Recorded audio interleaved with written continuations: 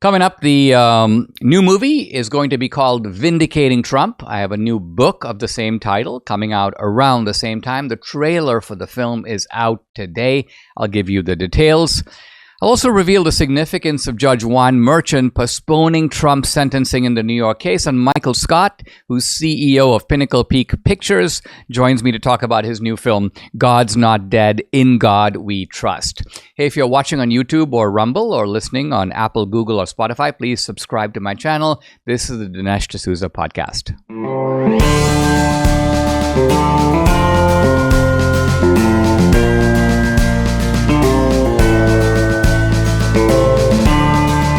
America needs this voice. The times are crazy. In a time of confusion, division, and lies, we need a brave voice of reason, understanding, and truth. This is the Dinesh D'Souza podcast.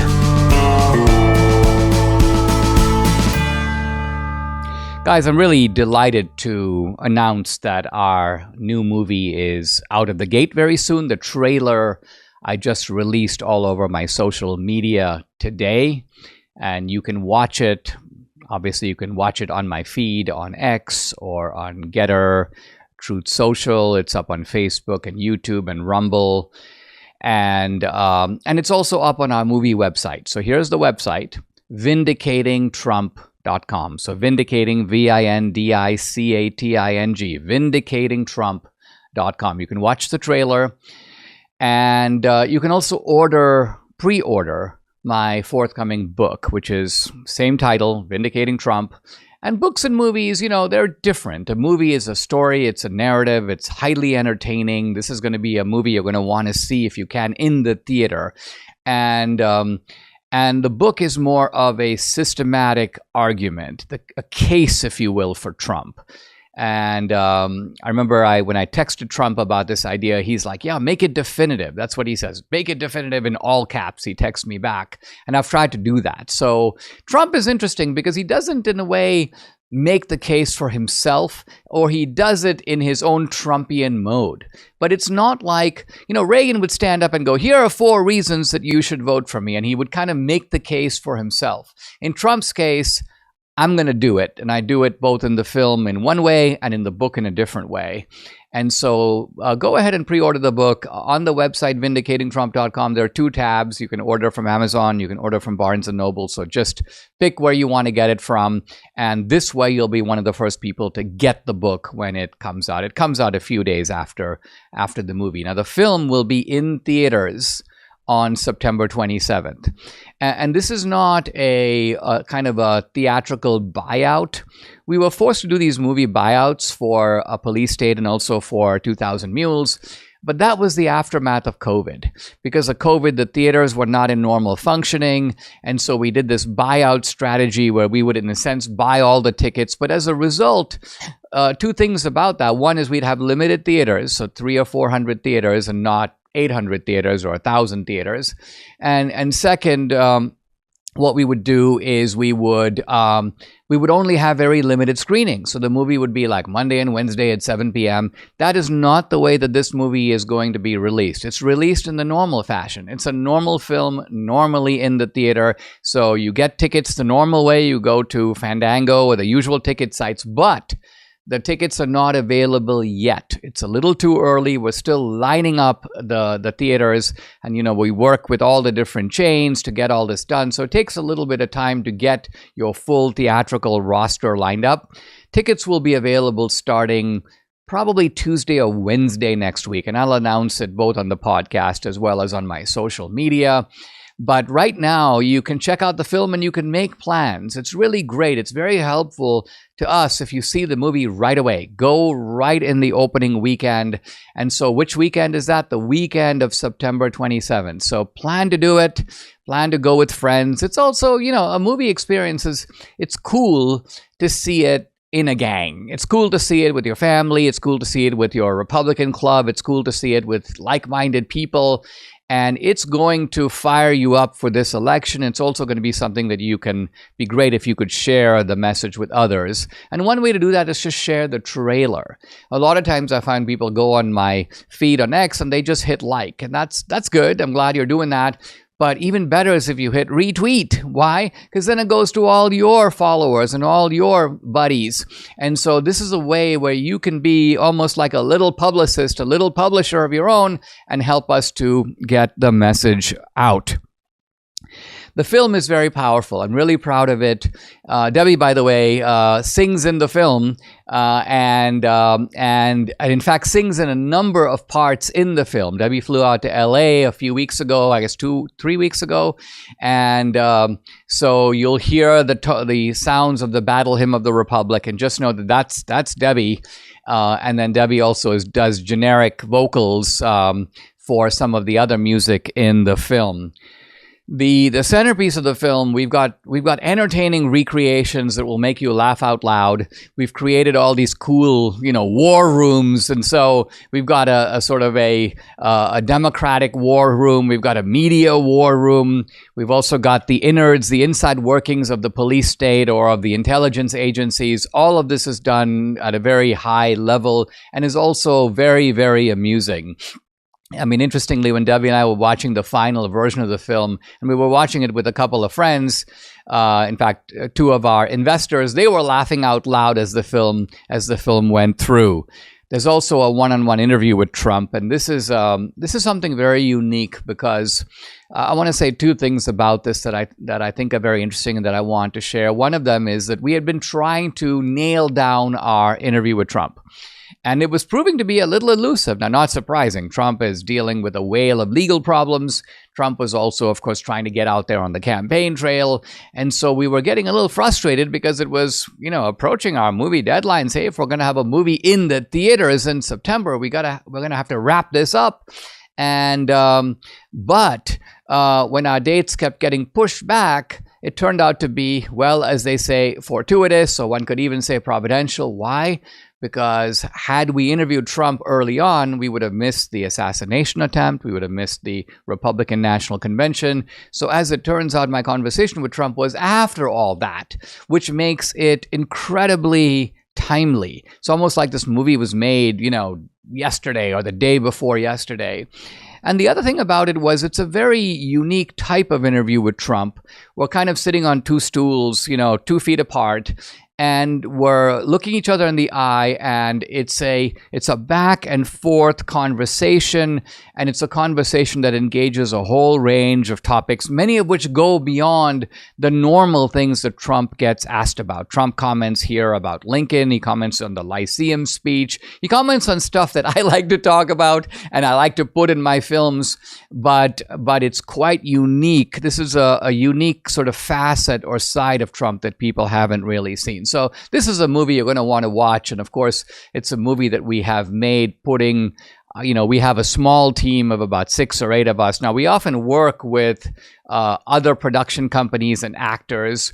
We've got the great Nick Searcy, again, making another debut in this film. He was also, you might remember, in Police State.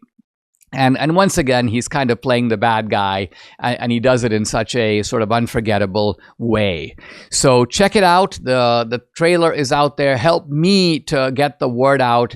Go ahead and make plans for the weekend of September 27th to see the film in the theaters. You love the book, so go ahead and pre-order that. You can do that now. The website is vindicatingtrump.com. Again, it's vindicatingtrump.com. As we get older, it's easy to overlook, but getting your hearing checked is crucial. Did you know that untreated hearing loss can lead to social isolation, depression, even cognitive decline? That's why it's so important to take action early, and that's where Hear.com comes in. H-E-A-R, Hear.com comes in. They have a 360 digital approach to help you act on your hearing loss, from personalized consultations to the latest in hearing aid technology. They've got you covered. Dr. Marco Viator and Paul Crusius have been creating successful businesses since college. Now they lead Hear.com, H-E-A-R, Hear.com, the fastest growing hearing aid company in the world. They started Hear.com with a simple mission: make world-class hearing aids easily accessible for everyone, no matter what the lifestyle or what their budget.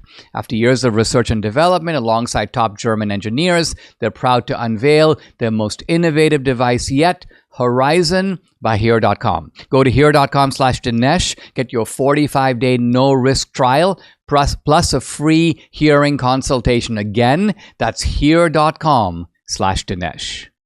Are you feeling overwhelmed by the increasing cost of health insurance? Have you had enough of not having control over your healthcare dollars? Introducing ShareRight. It's healthcare done the right way. At ShareRight, you're not just a number, you're part of a caring community. And forget about paying excessive premiums. With ShareRight, you stand to save 30 to 50% compared to health insurance. So think about what you could do with all those savings. But it's more than just savings. ShareRight ensures you have access to the care you deserve precisely when you need it, from routine checkups to unexpected emergencies. With ShareRight, your healthcare is their top priority. Empower yourself today. Take control of your healthcare costs. Visit shareright.org/Dinesh to learn more. See how much you can save. Visit shareright.org/Dinesh. That's shareright.org/Dinesh for healthcare done the right way. I told Debbie a moment ago that I'm going to talk in this next segment about Juan Merchan. This is the Trump's judge in New York. And she goes, it's not Juan Merchan. It is Juan Merchan. Merchan.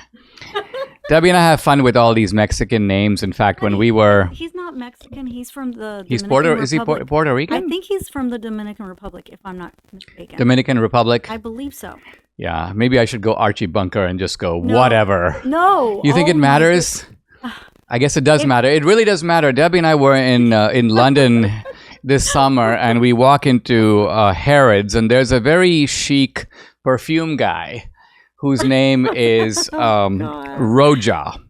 Roja perfumes, and you can actually check them out. You can hardly buy them in this country. You have to go to like Neiman Marcus to get them. And these perfumes are absurdly expensive. They're like $500 for a bottle. And but the guy's name is Roja, and so we were having some fun with the sales girl. We kept calling him Roja, and she was like, "No, it's not Roja, it's Roja." And we were like, "You mean he's not some Mexican guy who kind of came through waded across the Rio Grande?" She's like, "Oh no, he's a gay European." And in any event, well, Debbie's like, she didn't say he's a gay European, No. but. Anyway, let me return to Juan Merchan.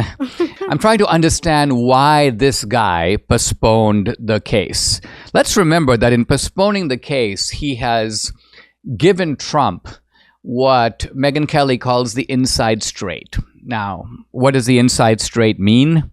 Well, what it means is this.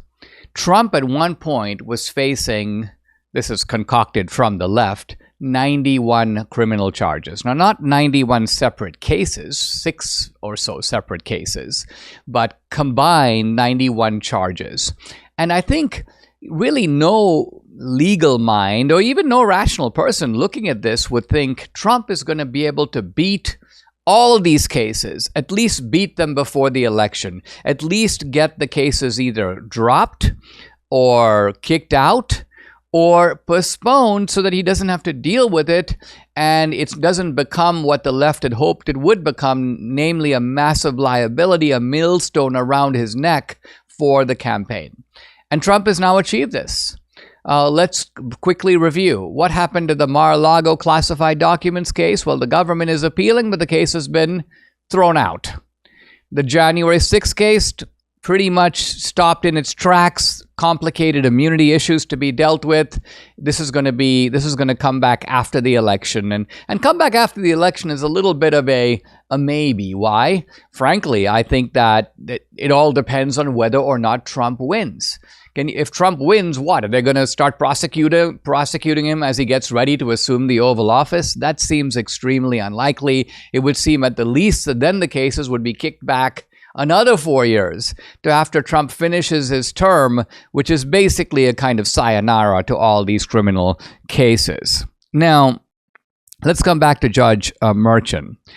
And when Debbie and I were talking about this, Debbie's like, well, one possible explanation for why the guy might be pushing the case back. Because see, Merchant is kind of one of these guys who I think would have loved to have been the one guy to stick it to Trump. Hey, listen, Fani Willis couldn't get him. Jack Smith couldn't get him. I got him. I locked him up. I put him in handcuffs. So it's got to be that there's strong forces on the other side that have convinced Merchant, you know what, you better not do it. I think one of these possibilities is Judge Merchant was afraid.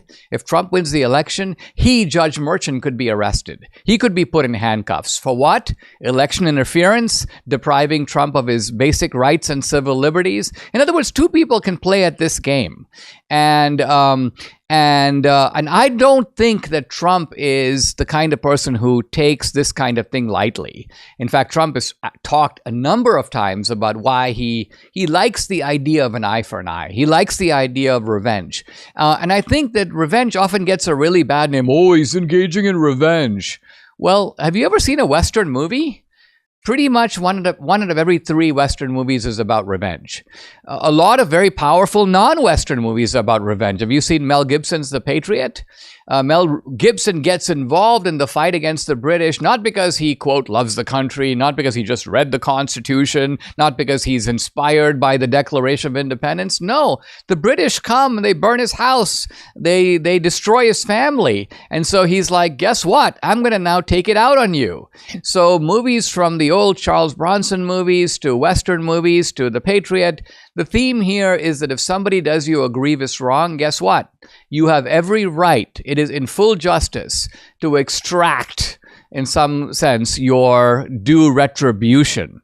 And I also think that that is the real basis of justice. The real basis of justice is not deterrence. So because think about it, deterrence. I mean, this guy does something, so you're gonna do something to him or lock him up or chop off his arm to inspire other people not to do it. Well, how can that be justice? That may be socially beneficial. You can make a utilitarian argument for that, but it has nothing to do with justice. Justice means this guy did something wrong, and therefore this guy must pay for the wrong that he's done against other people and against society. So I think that Judge Merchant here realized that this is very deep water he's getting into. There is a national presidential election, and should a local judge have the power to lock up the presidential candidate of one of the 2 major parties, this is going to reverberate. This is going to have massive consequences that go way beyond New York. And so I think this little weasel decided, I better get out of this, And so he's decided, let me push it past the election again. Guess why?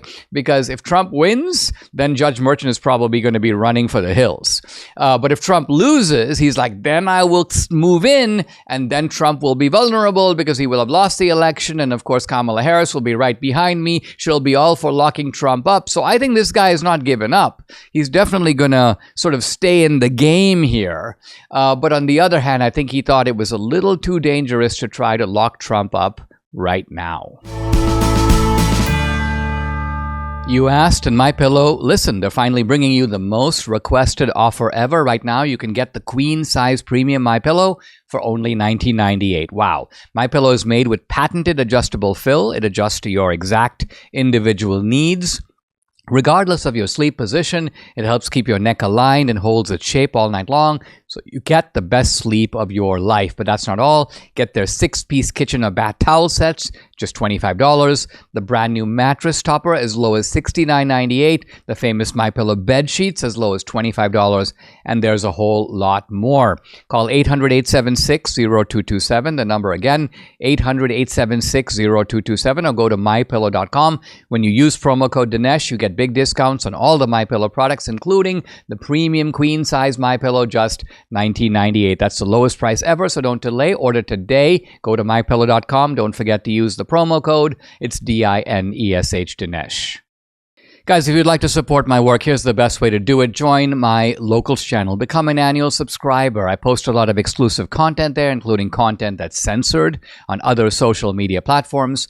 On Locals, you get Dinesh Unchained, Dinesh Uncensored. You can also interact with me directly. I do a live weekly Q&A every Tuesday. No topic is off limits. I've also uploaded some cool films to Locals, documentaries, feature films. 2000 Mules is up there.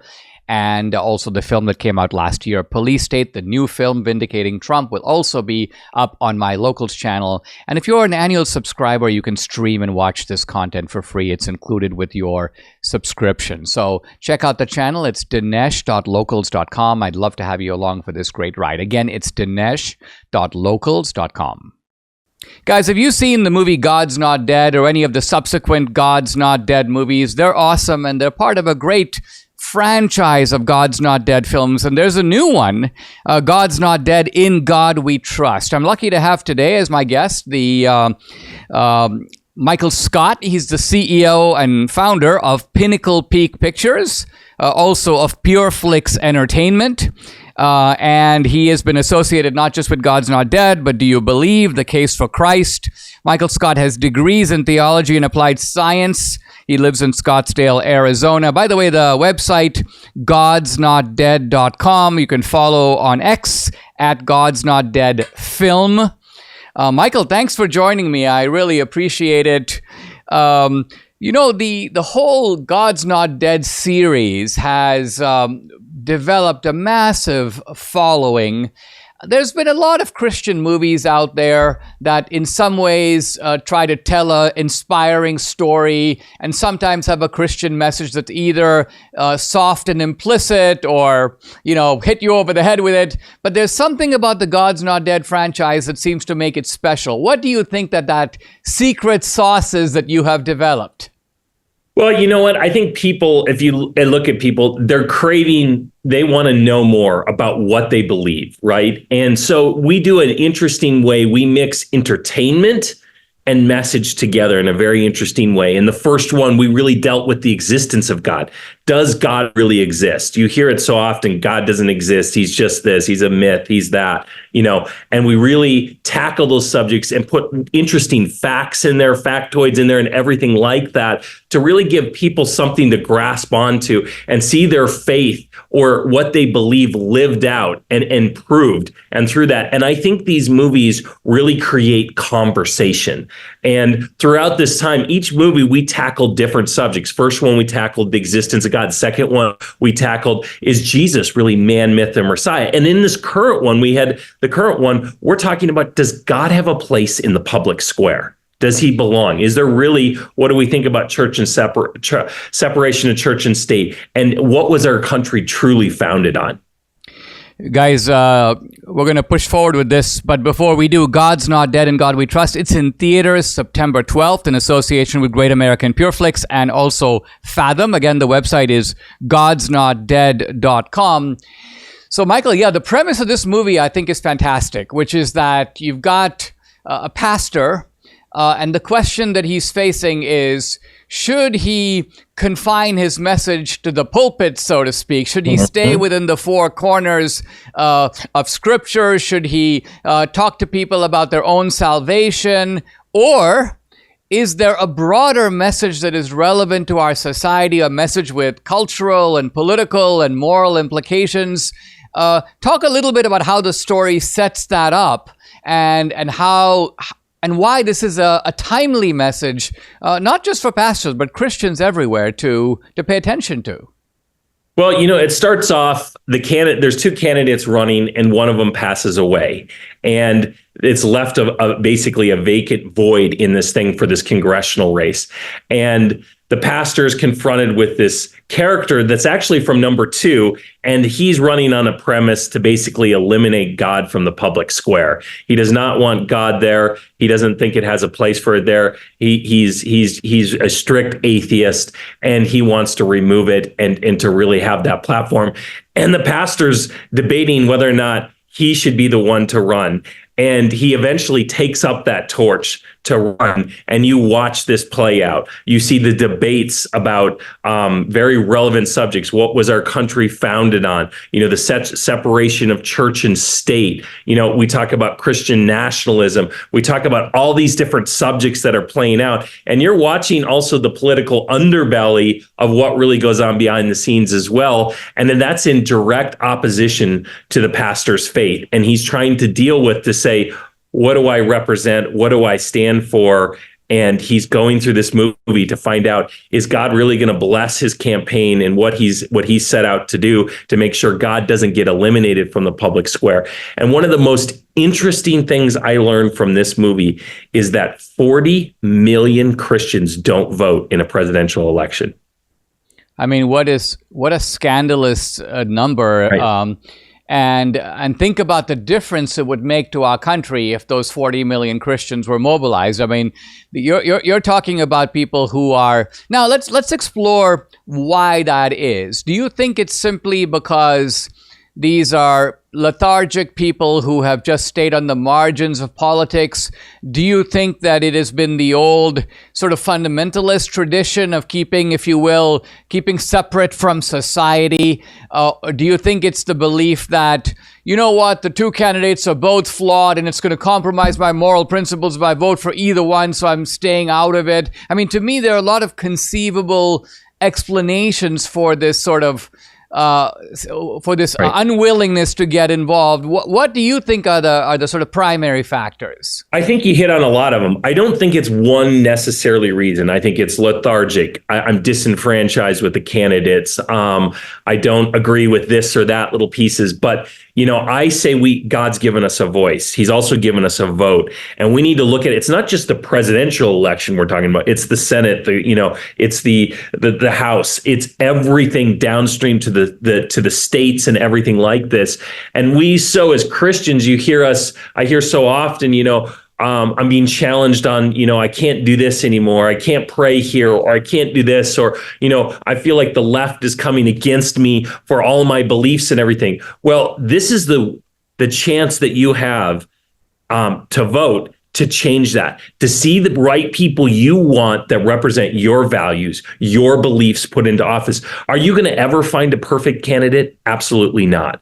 But you need to look at him, take away the personalities sometimes, and look at the issues and what they stand for, the different parties, the different individuals, and vote. I always say vote from a biblical standpoint. Vote your conscience. Vote what you see represents you. And I believe if we do that, we're going to see fundamental change. I think so often people are looking to an individual to bring the divide, to fix the divide. And I believe the only person that can fix the divide in our country and where it stands is God.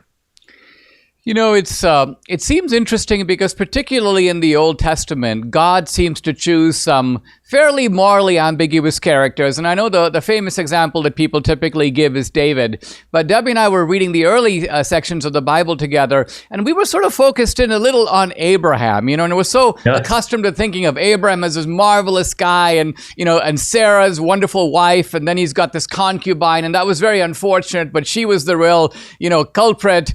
But when you look at it more carefully, you realize that Abraham is a pretty ambiguous character. I mean, he's the powerful guy. The concubine is at his mercy. He's the one who takes advantage of her. He's the one who sends her away. Then when she comes back, he tells the wife, well, you do whatever you want with her. And yet God chose Abraham. And so it seems that God himself does not insist upon having these kind of moral exemplars all the time to carry out his will. And I think there's a lesson in that for us, isn't there?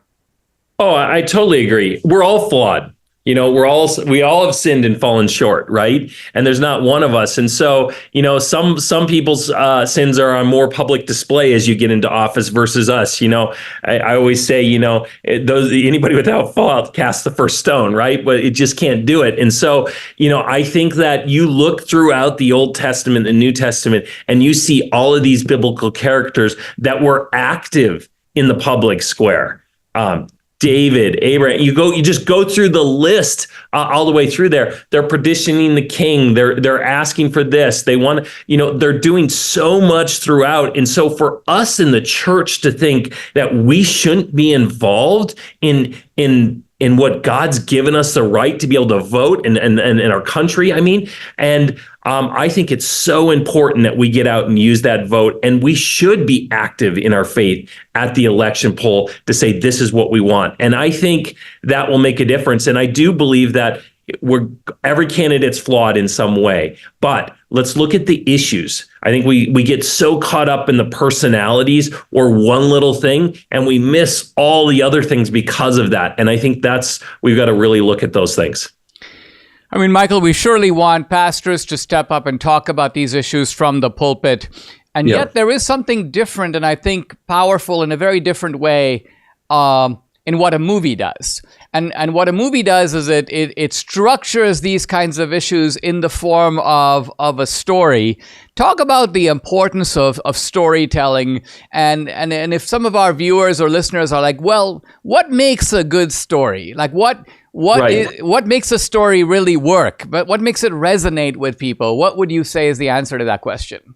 I say any good storytelling always has great conflict in it.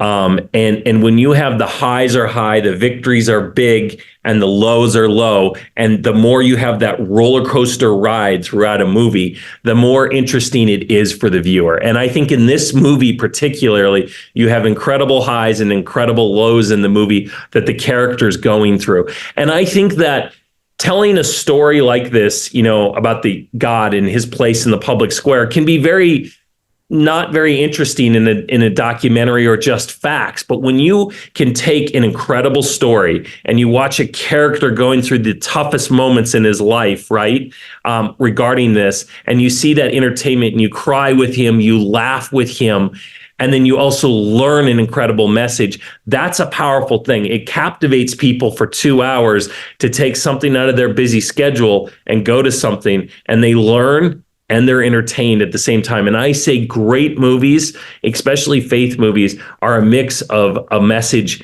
and entertainment.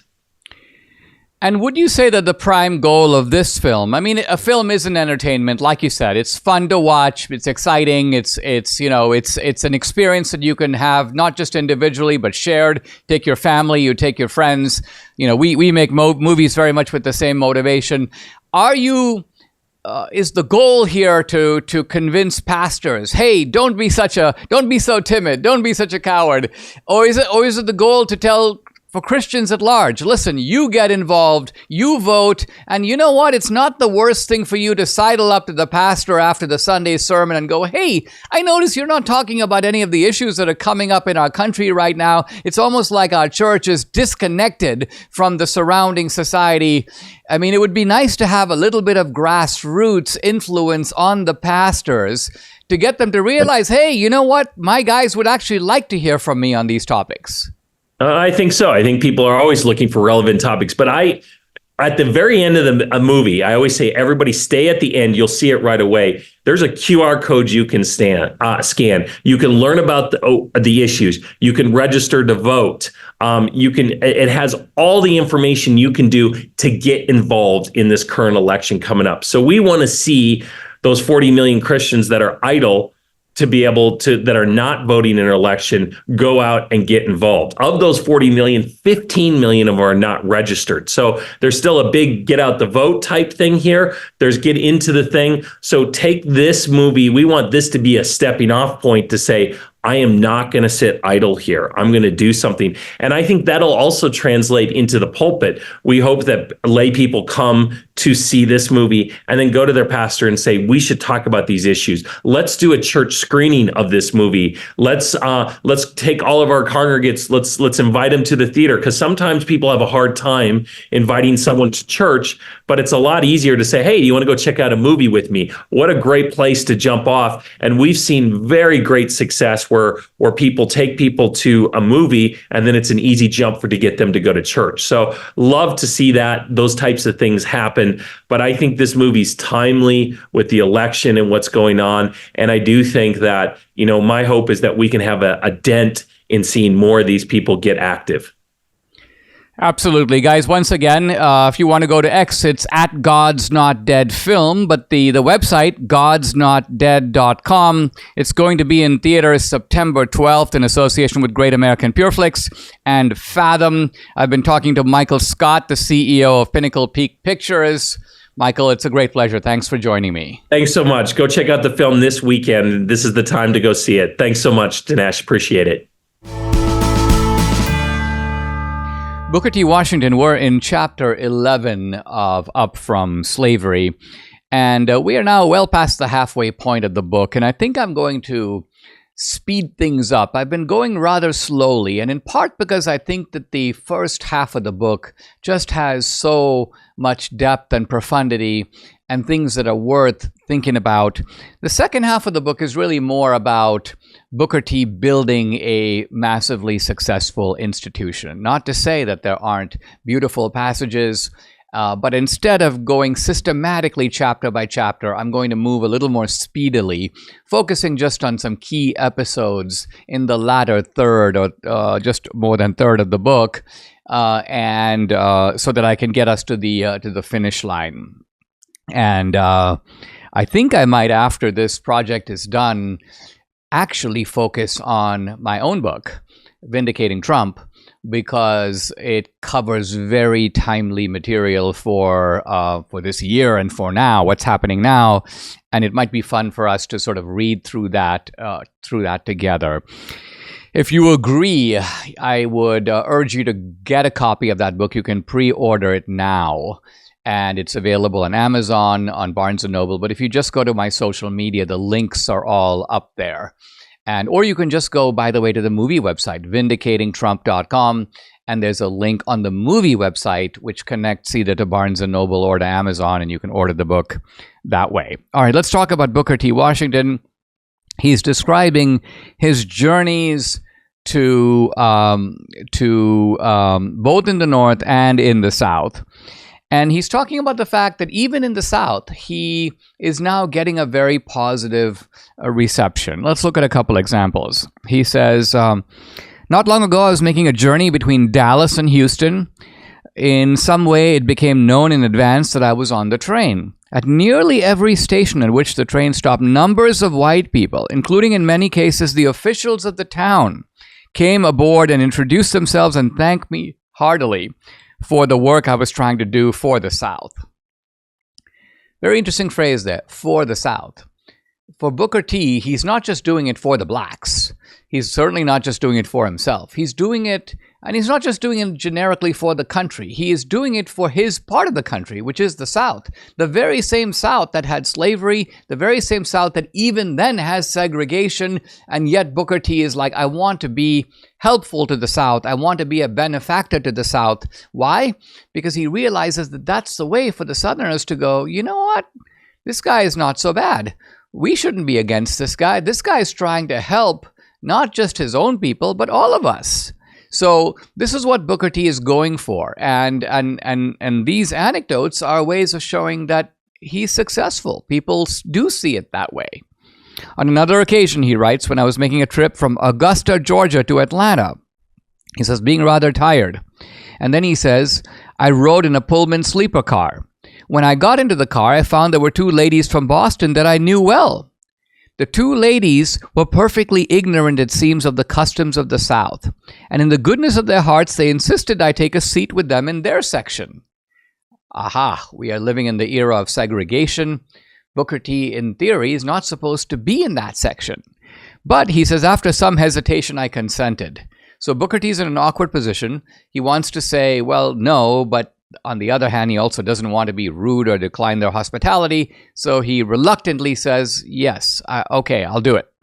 And he says, they ordered supper to be served for the three of us. This embarrassed me still further. And not only that, but during supper, the lady says she wants Booker T to try a special kind of tea that she alone knows how to brew. And so he says she insisted upon getting up and preparing it and serving it herself. So here you have a complete repudiation of the whole ethic of segregation. Number one, Booker T is in the sort of white car. Number two, he is associating and dining with two white women. Number three, one of these women is actually serving him. So not the other way around.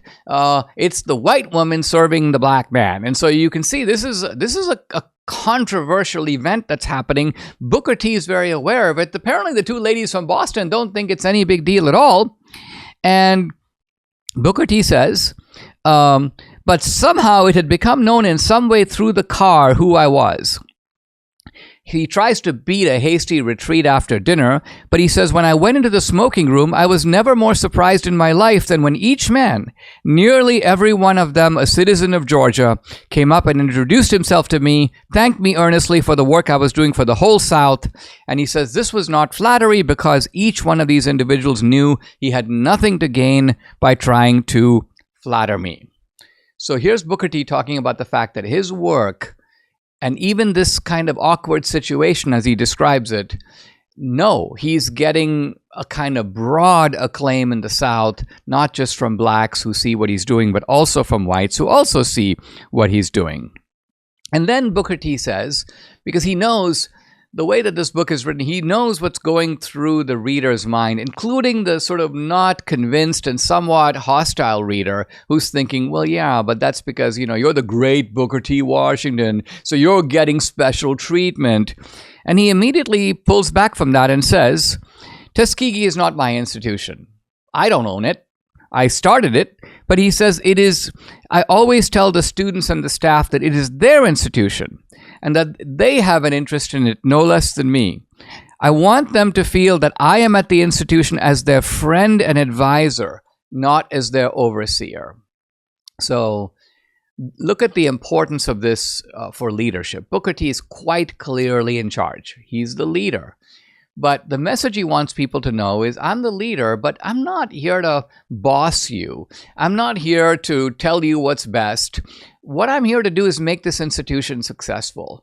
And so I want you to see me as your friend, because who's getting the education? Not me. I've already got it. Booker T is involved in the administration and teaching. He's not now a student. He was a student at the Hampton Institute. But here, his point is that you are the beneficiaries of this institution. I am trying to help make it as good as I can so that you benefit more. I want you to see that so you see me as a friend and not as some kind of a, quote, overseer. Notice he uses that very interesting word taken straight out of slavery. Who are the overseers? The overseers were the hired guys. Very often you'd have the plantation owner who didn't want himself to be out in the sun, wouldn't want himself to be telling the slaves what to do. Well, in the smaller plantations, the plantation owner had to do that because there was no money to bring on an overseer. But in the large plantations, they'd bring on another guy, typically a white guy, but sometimes a black guy and a free black guy. And the black guy's job would be to sort of drive the slaves. So that's Booker T's point. I'm not an overseer in that sense. I am your friend. He says once a year, 2 or 3 times a year, he says, I ask the students to write me a letter criticizing or making complaints and suggestions. And he says, few things help an individual more than to place responsibility on him and to let him know that you trust them. And he says he often reads about institutions that are in trouble because there's all this tension between the staff and the administration. He reads about all these disputes between unions and management. And he says basically all of this would go away if management made it really clear to the workers that management is there to make their lives better. He says, let people understand that you are unselfishly interested in them and you can lead them to any extent. Now, Booker T now moves on to talk about the ingredients, the basics that he absolutely insists upon for Tuskegee, including and maybe especially for the boarding school students who are living there. Rule number 1, absolute cleanliness. Booker T says, doesn't matter how poor you are, there's no reason for you to be dirty. You can be clean. He says, and this is a part which I think is kind of funny, and Booker T is always aware of the humorous underside to what he's saying. He says one of the most elevated principles of the Tuskegee Institution is regular use of the toothbrush. He says, this is part of our creed at Tuskegee. He says several times, apparently word goes out to blacks throughout the South that, hey, at Tuskegee, they're really big on the toothbrush. And let's remember this is at a time when no one actually, or at least none of the newly freed slaves, uses toothbrushes. So the word goes out, hey, listen, this is kind of like one of those places where you gotta use your toothbrush. And he goes, several times in recent years, students have come to us who brought with them no other article except a toothbrush. Kind of like, hey, I got my toothbrush. Where are your books? I don't have any. Where are your clothes? I don't have too many. but I do have my toothbrush. And so at one point, Booker T says he went with the lady principal on a morning tour of inspection of girls' rooms. And he says, and he asked the girls, do you have your toothbrushes? And one of the girls said, well, yes, sir, but that is our brush. We brought it together yesterday. So apparently all three of these girls are using the same toothbrush. Booker T is telling these things not to make fun of these people, not at all. What he's really doing in a kind of a wry way is trying to show that the beginnings of civilization to someone who's already past that are somewhat comic. It's like, wow, you don't even know how to use a toothbrush, really? But yeah, really. And for Booker T, it's like there's no beginning that's too humble. He realizes that these people are beginning at the beginning, and he's sort of going there with them. But he also knows that he's writing for a cultivated readership. I mean, who's going to buy up from slavery? By and large, people who are educated, by and large, people who respect Booker T, by and large, people who can afford books. So these are people who are long past, you could say, the toothbrush stage. So Booker T has to sort of navigate between the students that are starting out over here and the readership of the book that is kind of way up here. And he does this in this form. He tells these kind of wry anecdotes, and he recognizes a little bit of the ha ha ha element to them. But at the same time, you've always got to realize that he is very much on the side of the students. And not only does he understand what they're going through, he went through it himself. So he's been there. He's done that. That's where his creed comes from. And that's part of the strength of this book. You're listening to somebody who has done the journey himself and therefore has a lot of credibility when he looks at other people and says, let's do it my way. Subscribe to the Dinesh D'Souza podcast on Apple, Google, and Spotify, or watch on Rumble, YouTube, and SalemNow.com.